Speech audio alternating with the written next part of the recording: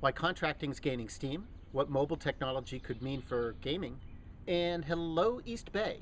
I'm Mark Pfeffer, and this is the DICE News Update for Friday, May 7th, 2010.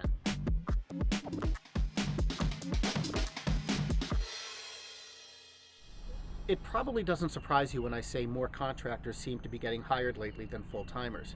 IT analyst firm Foot Partners says that's a trend that was accelerated by the economic downturn. And despite the recovery, the firm doesn't think that CIOs are going to go back to pre-recession staffing levels anytime soon. Instead, CIOs are going to rely on contractors when they need short bursts of technical expertise. Full-time slots are going to go to less technical folks who work in individual business units. So if you're used to the full-time world, what do you do to prepare for the new landscape? Well, for one thing, tie yourself to solutions, not specific technology vendors. You should think of contracting as a way to get premium pay by making yourself a solution for a CIO's individual problems, and question the value of certifications. There may be more of a call for generalists on the horizon. For veterans of the games world, the rise of mobile technology could mean some headwinds. But if you're trying to break into the field, the new technology could mean more opportunity. That's because both technologies and business models are in flux, which means in turn that veterans are going to have to expand their skill sets. But if you're new to the field, the game development tools are more mature now, and that means basically anybody can roll up their sleeves and knock together a demo. At least that's what one developer told me.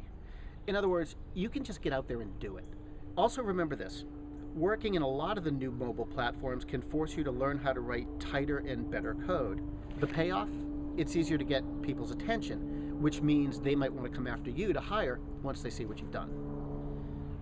Around San Francisco, a lot of companies seem to be moving over to the East Bay. The latest is Calidus Software, which develops sales management applications. It's moving its 120 staffers from San Jose to Pleasanton.